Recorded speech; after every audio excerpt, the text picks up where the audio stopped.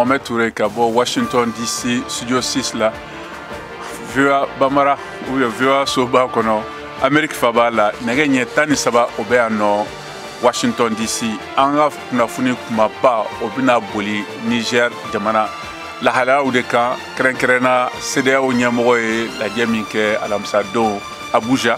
an bɛna fana jamanadenw kɛrɛnkɛrɛnna Bamako sigidadenw hakilina ye mun de ye CEDEAO ka latigɛ nin na ka tila ka taa ayiwa i n'a fɔ jɛkulu n'o ye sema ye olu ka maaw u kɔni u ka minɛnw cɛ kasaw cɛ ka bɔ Bamako an bɛna lajɛ kunnafoni min sɔrɔla ni Mali fanga ye ma se ka jaabi min kɛ ka fara Burkina Faso n'a yirala k'a fɔ ko Foroba radio n'o ye radio Omega o kɔni ɲɔngirila famaw fɛ ani yan nɔ Amérique yɛrɛ fɛ ayiwa kɔngɔ tasumaba kasara min kɛra ayiwa kunu Hawaii mara la ani an ka bi muso kelen ka kɛnɛ kan an bɛ segin ka na an balimamuso madame Hadei Maiga n'ale ye kɔrɔnfɛla sigidatɔ ɲɛmɔgɔ ye ka bɔ Mɛnakan an bɛn'o ka baro lamɛn ka fara an ka bi farikolo kunnafoniw kan farikolo ɲɛnajɛ kunnafoni ka bɔ Bamako Saka Traoré bolo ninnu de bɛna kɛ an ka kunnafoni kumabaw ye k'a lase aw ma bi.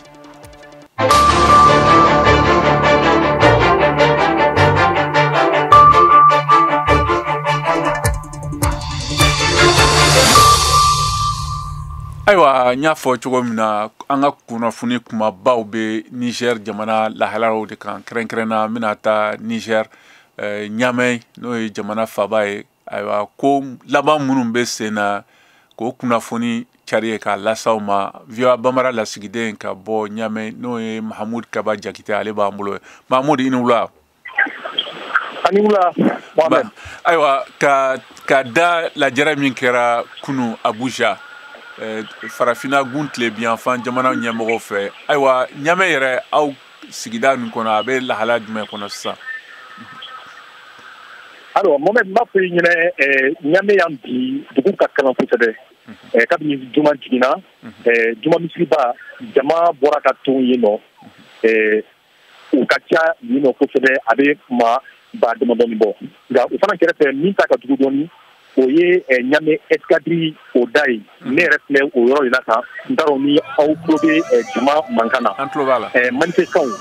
ni o ye jamakulu ye olu camanba de bɔnnen bɛ yan maaw bɛ taa ko fo maa 4000 na laɲini dɔ de b'u bolo o laɲini ye mun ye ko fo Faransi sɔrdasiw ka taa ka bɔ Niger kɔnɔ escadrille ye sɔrɔdasidaga de bɛ a kɔnɔna la Amérique ka sɔrɔdasidaga ni o ye camp militaire des Américains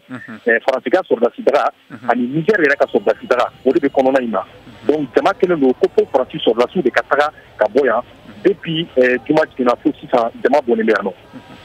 Ayiwa lajɛrɛ min kɛra kunu alamisadon CEDEAO ɲɛmɔgɔw fɛ o lahala aw y'o mɛn jaabi jumɛn bɛ sigida kɔnɔna na jamanadenw fɛ a ko la. Sigida kɔnɔna la maaw tɛ ka o lajɛ in maaw tɛ ka a kumaw ta sɛbɛn na a bɛ n'a fɔ k'a ta sɔrɔdasiw la fo ka n'a bila jamana kɔnɔdenw yɛrɛ la maa caman bɛ yen bi-bi in na minnu u kɛlen don k'u tulo ci kuma minnu fɔra CEDEAO fɛ u labɛnnen don n ye maa dɔw ɲininka nka ni ni fangadafiri in ko tora sen na ɲanginiw mana to sen na yala jamanadenw mana kɛ cogo di dɔw ko u na muɲu ka sabali k'u na kurantigɛ muɲu ka kɔngɔ muɲu ka minɔgɔ muɲu ko f'u k'u ka yɛrɛma wɔɔrɔnya ta nin kɔfɛ donc nin wagati na maa caman a bɛ fɔ tubabukan na cogo min décidelen don k'u tɛna bɔ u ka cogoya la ko ni CEDEAO ye fɛɛrɛ fɛn ko ta ka ɲɛsin Niger ma olu n'u labɛn ka o kɔnɔ nin wulikajɔ min yɛrɛ bɛ yan bi tilegan na n ye maa minnu ɲininka o kɔnɔna la u fana ye o de fɔ n bɛ maaw hakili lajigi k'a fɔ ko kunna sini nasiri dɔ tun kɛra jabaraniso la CNSP fɛ ko Faransi sɔrɔdasiw taara bin buruku o duguni n'o bɛ Tilaberi mara la k'u taara bin yen sanubɔ daga dɔ kan u kɛlen ka bin o kan k'u ye jatigɛwaleya dɔw labila ka bɔ kasobon kɔnɔ ko maa 16 ɲɔgɔn donc jama min yɛrɛ bɛɛ bɔkun bi o y'o ye ko Faransi de bɛ ka jatigɛwale o juguya Niger yan nɔ donc ko fo Faransi ka taa ka bɔ Niger yan bi. Ayiwa kunnafoni min fana carilan ka bɔ aw fɛ Niger sɔrɔdasi minnu ye jamanatigi kura ye o y'a jira k'a fɔ ko ni farafina gun tile biyanfan jamanaw mana ayiwa finitigi banbani kɛ Niger kama k'u bɛ bɔnɛ lase jamanatigi kɔrɔ n'o ye Mohamed Bazoum o kuma nin o bɛ cogo jumɛn sigida kɔnɔ bon ne bolo o kuma in ye bagabagakan ye parce que an bɛ waati min na sisan bɛɛ bɛ ka lasirani de kɛ kosɛbɛ CEDEAO bɛ ka bagabagakanw fɔ kɔfɛ jamanaw ni o ye Europe ka tɔnba ye ani jamana dɔgɛrɛw farafina tɔnba olu bɛɛ bɛ ka bagabagakanw fɔ bon bibi in na ne an yɛrɛ ka jateminɛ y'a jira k'a fɔ ko monnaie d'échange ni a bɛ fɔ nanzarakan na ten Bazoum bɛ o de sɔrɔsiw bolo o cogo de la c'est-à-dire que n'u ma Bazoum minɛ ka ɲɛ ni Bazoum bɔra u bolo a bɛ n'a fɔ fanga tɛna kɛ u fan fɛ bilen o de la ka Bazoum t'u bolo u bɛ kanw caman fɔ u bɛ lasiranikanw fɔ ka bagabagakanw fɔ n'o tɛ ma da la ni u bɛna sɔn k'a fɔ ko u bɛ fɛn kɛ Bazoum na. Ayiwa n ka ɲininkali laban sani n k'i ta a fɔra Algérie tun y'a fɔ k'olu tɛ sɔn banbani nin ka kɛ Niger kama bari sabu a kɔlɔlɔ o bɛ se ka se olu ka ayiwa dancɛ fanfɛla la a ye kumakan jumɛn sɔrɔ ka bɔ yɔrɔ fanfɛla la Algérie ye o kuma fɔ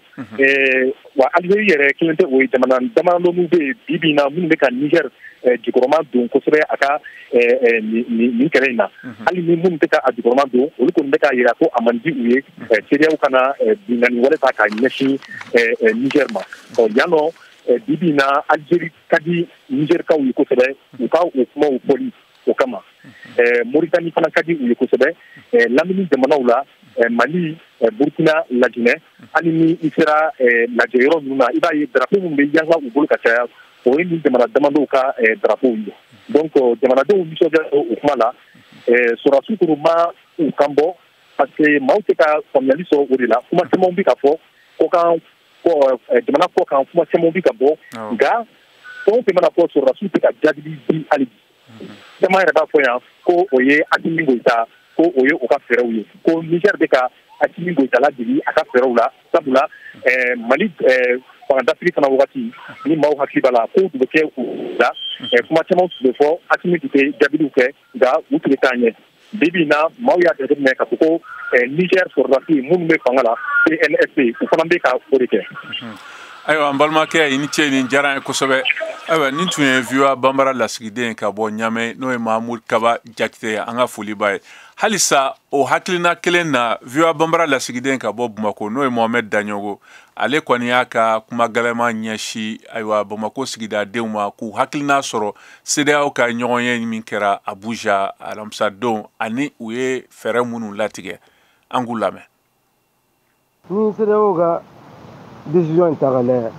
CEDEAO sigilen bɛ fɛn fila de kan ni négociation n'o ye sigi ka fɔ n'a ma se ka ɲɛ sɔrɔ sûrement u ka dernier recours ye u ka fɔ la n'o ye intervention militaire k'u bɛna o de sigi pour que président Dossi ka na ne yɛrɛ bolo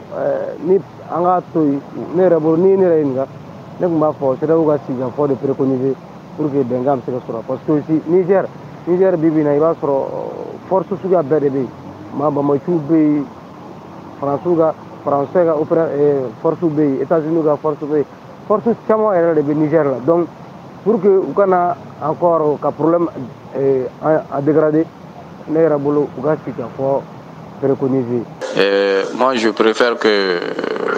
le Mali se ressaisi. Ne b'a ɲini Mali autorité fɛ k'u ressaisi de ne pas mettre le Mali dans la guerre. Cette guerre est inévitable ni kɛlɛ in tɛ se ka éviter Niger parce que tubabuw ka intérêt menacés partout au Niger, au Mali et au Burkina. Mais les autorités maliennes ou ressaisissent savoir comment gérer la situation. Parce que ni problème tararon nation nous muchokodon ou n'anga jamana do problème crise wera kono Niger solution foita la les pushes doivent ou ka fanga blogata pouvoir ka segi Bazoum ka segi pour que le monde puisse être stable. Kenna al nasoro min kɛra Niger fanga bicoga min kɛra Niger jateminɛw na ani tɔw ma kɛ kelen ye wa ninnu ye wale minnu talen ɲɛ mɔgɔ kan ka jɔrɔ jamana in kɔnɔ jamana bɛɛ la farafin jamana bɛɛ la n'a fɔra ko maanin dɔw ka dusumakasi u ka taa fanga daraki jamanakuntigi la ka sɔrɔ ale sugandira jamana maa kɛmɛ ma kɛmɛ an bɛ se k'a fɔ maa 80 fɛ n'a fɔra ko surasi dɔw ka taa fanga bɔsiw la parce que dakun dɔ b'u ni ɲɔgɔn cɛ ou bien ko dɔ kɛra u ni ɲɔgɔn cɛ ne bolo o tɛ bɛn mais hali bi mais min ye k'a fɔ ka kɛlɛkɛdenw CEDEAO ka kɛlɛkɛdenw ka bila ka taa Niger ka taa dankari Nigériens sɔrɔsiw la pour que ka fɛɛrɛ kɛ ka Bazoum segin ka nɔ la ne bolo o ye ko min tɛ bɛn. Ne hakili la o ye CEDEAO kun bolo a kun ka gɛlɛn a ma a ka segin a kɔ ka sɔrɔ an hakili b'a la u ka ɲɔgɔn ye tɛmɛnin na u kun u ye bagabaga wale min ta ka segin donc o kun ka segin kɔfɛ o kuma la kuma nɔgɔ nka CEDEAO ka baara barika bɛ sɔn ka kɛ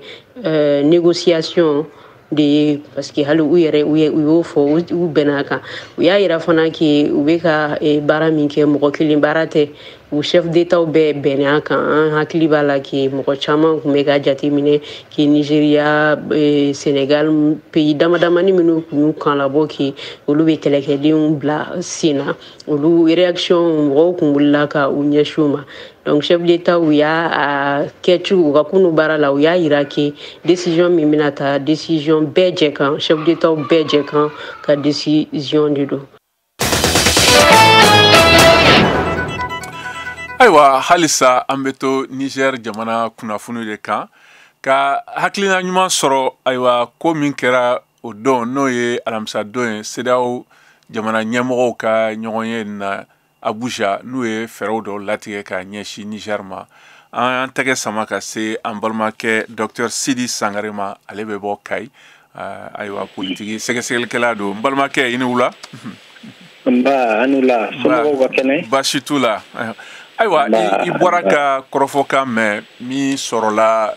farafina gun tilebiyan jamanaw ka nafasɔrɔ sira jɛkulu n'o ye CEDEAO ɲɛmɔgɔ ye lajɛ min boloda Abuja u ye kumaɲɔgɔnya kɛ u ye fɛɛrɛw latigɛ k'a fɔ ko sɔrɔdasi kulu dɔ bɛna labɛn ka bila kɛrɛfɛ yaasa ayiwa nin ko kelen bɛ Niger u ka se k'u ɲɛsin ma k'o ban ayiwa aw yɛrɛ bɛ se ka o jate e bɛ se ka a kunnafoni fɛsɛfɛsɛ an ye bisimila. Karamɔgɔkɛ i n'u la an bɛ lamɛnbaga cɛ n'a muso denmisɛnnin mɔgɔkɔrɔba bɛɛ fo i ka nin kuma ɲininkali diyara n ye kosɛbɛ an b'a fɔ depuis CEDEAO ni décision ta i m'a ye Faransi n'a jɛɲɔgɔnkulu ye tɛgɛrɛ fɔ CEDEAO jukɔrɔma don don a ko la kosɛbɛ nka anw ka fɛla t'o ye bawo an ka faamuya cogo ye CEDEAO filɛ ka baara de kɛ ka se ka Faransi kɔkɔrɔma don a ka kɛta la farafina kilebifɛ jamanaw kan bawo Faransi si karikan de ye ko f'a ka se ka nin jamana ninnu déstabiliser a yɛrɛ sago la Niger jamana ɲɛmɔgɔ min binna n'o ye Bazoum ye o ye Faransɛw ka mɔgɔ ye min bɛ baara kɛ Faransɛw ka hakilina taasira kan o tɛ anw fɛla ye an kɔni ka faamuya cogo ye jumɛn ye coup d'état tiɲɛ don a man ɲi nka u ka kɔfilɛli kɛ k'a ye k'a fɔ jamana ɲɛmɔgɔ minnu fana bɛ jamanadenw minɛ ani ka jamana ka nafaw ta ka a kɛ Faransi sago ye olu fana tɛ se ka kɛ anw ka fɛla ye jamana mara sira kan o de kosɔn an b'a min fɔ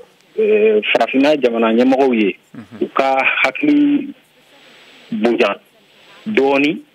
cogo jumɛn na u bɛ se ka jamanadenw ka nafa sɔrɔ sira k'u kungo ye bawo an ka faamuyali y'a yira an na k'a fɔ Faransi bɛ mɔgɔ o mɔgɔ kɔkɔrɔma don an ka farafina tilebi fanfɛ jamanaw la a ye jamana ɲɛmɔgɔ don min sigilen don ka Faransi ka agenda de bila en application o de kosɔn a fɔra ko CEDEAO bɛna force en attente bila pour que ka taa Bazoum bila place la Faransi ye tɛgɛrɛ fɔ a bɛnna Faransi ma Faransi ko k'ale bɛna ka na nin ko in jukɔrɔma don do kosɛbɛ en tout cas ni ɲininkali wɛrɛ bɛ yen an kɔni fɛ nin tɛ an bɛ yɔrɔ min na sisan fanga dafiribagaw y'a jira k'a fɔ kangaridala ko n'u ye nin laɲini bolo waleya jamanatigi kɔrɔ nin k'u kɔni bɛna bɔnɛ a niw na nka dugudenw caman ka hakilina ye min ye ani jɔrɔnako ye min ye o ni wulikajɔ kɛra kɔlɔlɔ bɛna kɛ jumɛn de farafina saheli maraw kɔnɔ barisa u bɛɛ hakili b'a la min kɛra Libi jamana na e ko de o yɔrɔ fanfɛla la awɔ n bɛ se ka don kuma kɔnɔ yɔrɔ min ye o ye fɛn min ma kɛ Ukraine o de bɛna tante farafina tilebi fanfɛ jamanaw kɔnɔ nga u ka sigi n'a ye k'a fɔ farafinadenw labɛnnen don kabini kunu kana se bi ma wa an labɛnnen bɛ to o cogo kelen na tant que dan bɛ ka kari anw ka yɛrɛma hɔrɔnya la tant que dan bɛ ka kari an ka jamanaw ka souveraineté la jamana ɲuman si tɛ sigi ka o ko lajɛ nin cogoya la tan ka sɔrɔ a ma ko dɔ kɛ ayiwa an jɔrɔ n'a ye wajibi ye dɛ nga a bɛ fɔ cogo min na ni mɔgɔ mɔgɔ ye e ta kɛ diɲɛnatigɛ in bɛ niveau min na sisan k'i ta kɛ siran dɔrɔn ye e tɛgɛlankolon laban bɛɛ bɛ diɲɛnatigɛ ko la. Ayiwa i ni ce o la n balimakɛ nin diyara n ye kosɛbɛ nin tun ye docteur Sidi Sangare ka bɔ Kayi an ka foli b'a ye. Basimo mangala alaba sagola ni koko kera kale nodo la mere ju si la meruko Allahu akbar ala ese kere chenuko masaba matika duwaone ori basimo mangala alaba sagola ni koko kera kale nodo la mere ju Allahu jabaru Allah subhanahu wa ta'ala ko kale ka deli aramane arahim kangale nyini delili ko ala yan jigingo alaba sagola ayamolo jigi Allah ku yere deme ale fene bi deme ale ka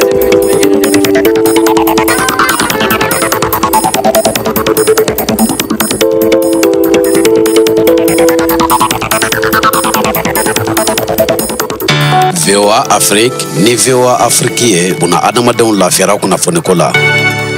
Ayiwa Malikura kɔni o bɛ senna halisa an bɛ sɔrɔ Bamako n'a lamini na fiɲɛ turukala 102 sanfɛ an bɛ sɔrɔ fana Tominia radio parisien kan fiɲɛ turukala 98.8 kan an bɛ sɔrɔ fana bɔlɔlɔsira fɛ www.voabamara.com walima Facebook kan n'o ye VOA Bamara page sisan an bɛ segin ka na an ka soba kɔnɔ an ka kunnafoni ta an bɛ taa Bamako n'a yirala k'a fɔ ko SEMA n'o ye Kidal ayiwa ma murutili jɛkulu kɔrɔ ye kulu kɔni ka ciden laban o ye Bamako bila kunu u y'u ka kasaw cɛ nka o yɔrɔnin fanfɛla la Mali jamana fanga o ma jaabi kɛ halisa o hukumu kɔnɔna na Isa Kaba Sidibe n'ale ye kunnafonidila ye ka bɔ Bamako ale ni Modibo Danbele masala yaasa ka kunnafoni dɔ sɔrɔ nin ko na an k'u lamɛn.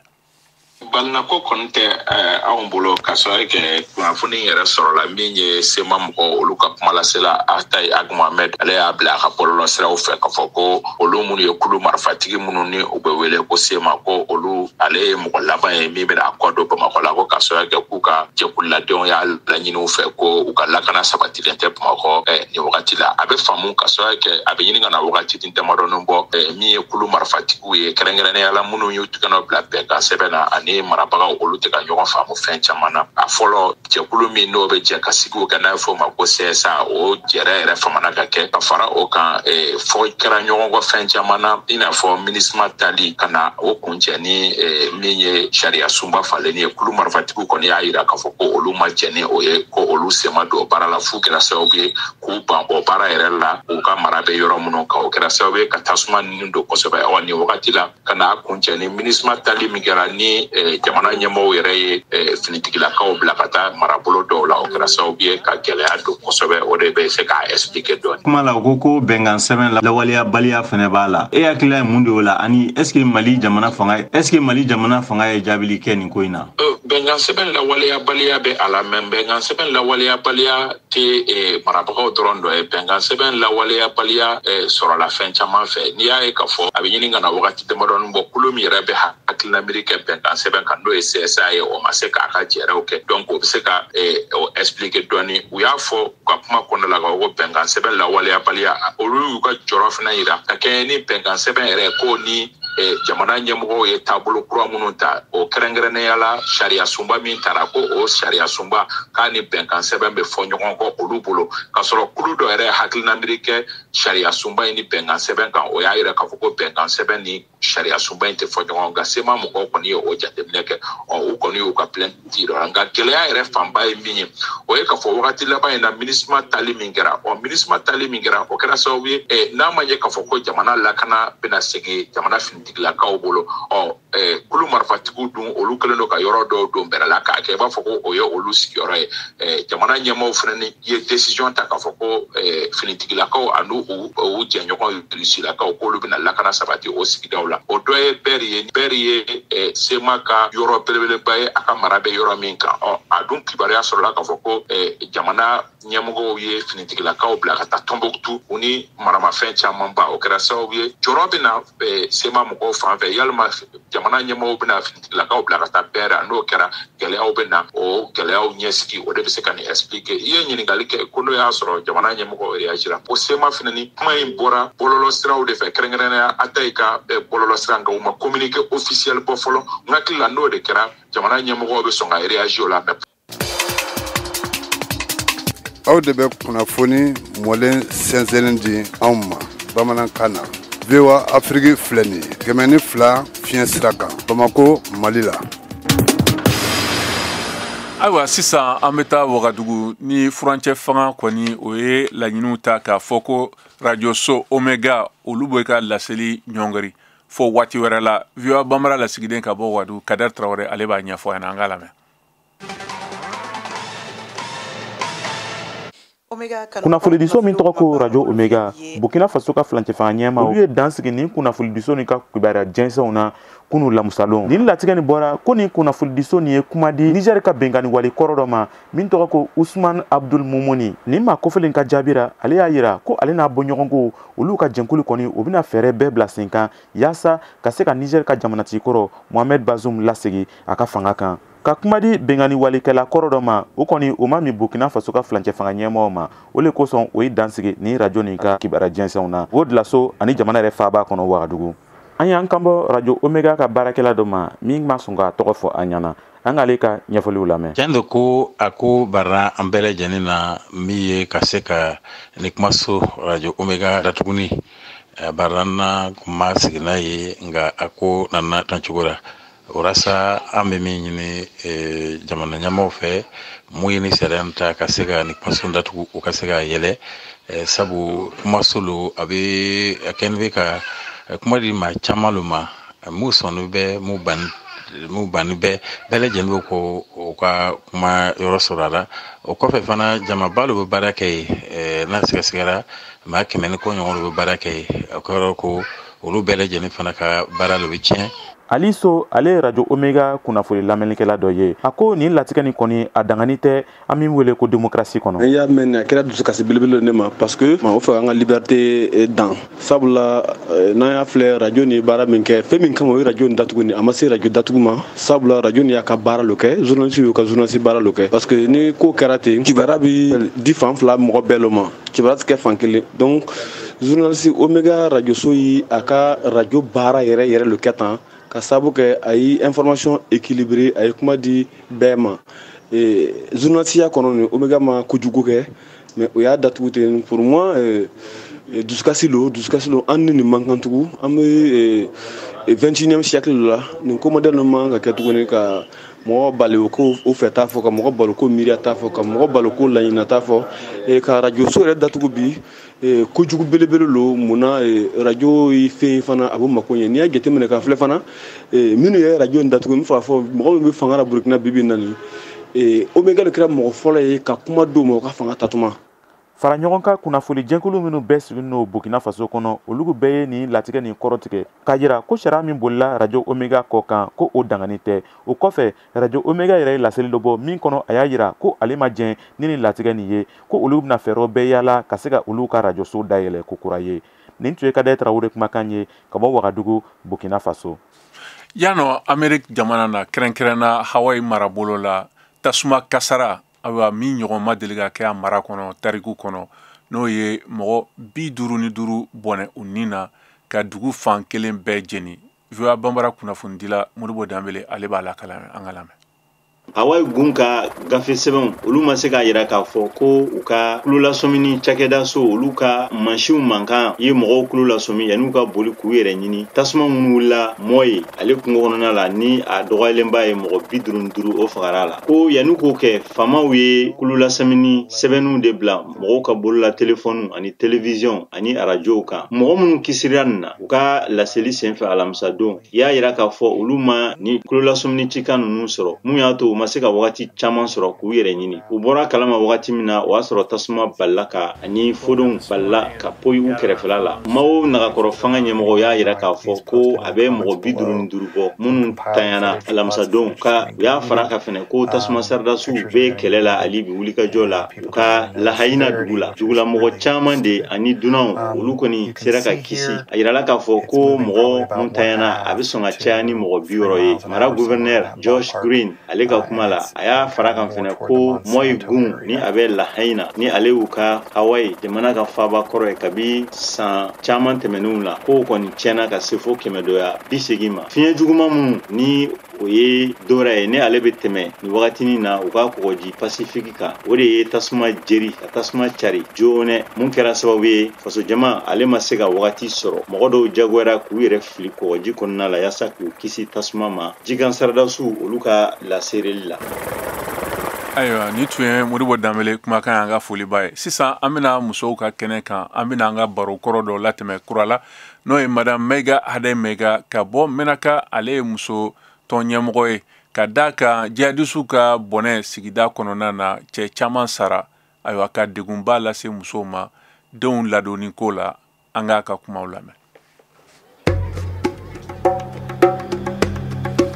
Mali kɔrɔyan fanfɛ mara yɔrɔw la kan dɔw tilala ka segi sumaya nalen dɔw fɛnɛ fan wɛrɛw kan kana ni gɛlɛyaw ye ka ta san 2012 waati ma kana ɲɛmɔgɔw ma ka ɲiningali tɛngunen k'u la sabila n y'a tile damadɔ ye mɔgɔ minnu taara ka taa biu kan a kɛra sababu a n'a ka kumakanw Anne de Beau, Menaka région de là. Je suis la présidente des femmes de la plateforme des mouvements signataires de l'accord. Je suis la présidente de l'association IGDA des femmes du Mali. IGDA Koye Mouye Akaniti en Serena, Ayatuti. L'association créera pendant la crise de 2012. Ka Yira Mogola Komo Serena. Anye kuna funun soro kabini kuna sini. Menaka région Kalaya Limbadi du. Kelembe Gelia Baye sigida la mɔgɔw kan. Ni dun ye jatew minɛ I b'a sɔrɔ musow ani denmisɛnninw olu de ka ca sigida la mɔgɔw la. Awa kuruba la Kelia sugu jumɛn de bɛ aw kan ye ni wagati na Mbe barka da ala ye ka da ala ni kare ka da iye geleya ba de an ka bi diɲɛ ni lahara ba ko mɔgɔw bɛ degunnen de don Menaka sɛgɛn bɛ mɔgɔw la ko si tɛ musow la parce que cɛ caman sara Congo kɔrɔ mɔgɔw bɛ yɛlɛmara kana dugu kɔnɔ bɛ sori ka don so kɔnɔ o tɛ yen nɔ cɛw sara soutien foyi tɛ musow la musow bɛ yori de la dɔw bɛ yen nɔ n'u ye bila ka don muso tilela don n'u ye tilela don muso sɔrɔ fana don ne yɛrɛ bɛ bɔra Menaka jeudi tɛmɛni ala ni an bi kɔsɔba bolo min ye dɛmɛ di 100 femmes dumuni ka taa dɛmɛ de d'u ma sokoro ani tulu ani fɛn ka taa d'u ma n bɛ barka fana mouvement an bi ko mɔgɔ ye y'a fɔ ko u ye cɛw bɛɛ faga mun y'o waleya bon ma mɔgɔw de ye nin bɛɛ la sa ma mais bi a taara ka bolo da o de kama on dit aux gens kɛlɛ man ɲi ACT yɛrɛ y'a fɔ ka kuma la ko kɛlɛ man ɲi I bɛ kɛlɛ daminɛ I t'a batɔ jɔ aujourd'hui maliyɛnw yɛrɛ de kɛ sababu ye ka mɔgɔ jugu de ladon an kan bi u y'an lase kɛlɛ ma an bɛ yɔrɔ min bi il ne peut plus le terrain olu yɛrɛ acteurs kuraw de nana on a une mais invisible ils sont pas des maliens mais a filɛ bolo taara ko da a kɛra kɔlɔlɔ Mali bɛɛ ye mɔgɔ o mɔgɔ n'i ye sinjiya ni balimaya fara ala bi tigɛ ala bi kari o de filɛ nin ye u nana an jaabi kana Azawad fɔ an kan Galo Azawad a filɛ bi o ni Azawad tɛ u y'u ka jamana kari u ye problème la s'u ka jamana ma an balimaw ani wula CEDEAO jamana ɲɛmɔgɔw ye ɲɔgɔn sɔrɔ alamisa don ka Abuja ka lajɛba dɔ kɛ min bɛ se ka kɛ Niger jamana ka ko kɛlenw kan jasere min dira sɔrɔdasi minnu ye fanga ta olu bannen kɔfɛ ani ka ban ka cɛsiribaw ka ciden jɛkulu sɔrɔ tarata tɛmɛnen jɛkulu nin y'a latigɛ ka sɔrɔdasiw dɔ labɛn walasa ka sariya sunba sigi sen kan ani ka jamanatigi Mohamed Bazoum kɔrɔyan nka fanga dafiribagaw bɛ bagabagali la k'u bɛna jamanatigi kɔrɔ nin faga aw fɛ sɔrɔdasiw ka don Sahel jamana kɔnɔ I bɛ taa kelen kɔfɛ o kɔlɔlɔ bɛna kɛ mun ye o fɛ yala famakura minnu bɛ Niger olu bɛna u yɛrɛ di CEDEAO ka bagabagali nin ma wa ayiwa ni minnu b'a fɛ k'u da don an ka nin sibiri baro la n'o ye août kalo o tile 12 ye a y'a tulo sɔgɔ VOA Afrique la an b'a fɔ kɛnɛ kan ayiwa ni jɛmukan nin a kana fɔ kɔ dɛ ayiwa an balima waati ye ni bɛna dan sigi an ka bi jamukan na an ka foli b'an lamɛnbagaw bɛɛ Mali kɔnɔ ani Mali kɔrɔ kan ani minnu bɛ k'an mafilɛ fiɲɛ sira fɛ ni jamukan ni a labɛnna a balimakɛ Cheikh Thioro fɛ nɛgɛ kɛrɛfɛ juru tun b'an balimakɛ Cornelius Turner bolo jamukan lasara ma ne yɛrɛ Mohamed Touré fɛ an bɛ ce aw ka tulomajɔ la aw k'an bɛn don wɛrɛ la. Allahu Akbar Allah yese kere chenuko masaba matika duwaye ori basimo mangala ala basagula ikoko kera kale no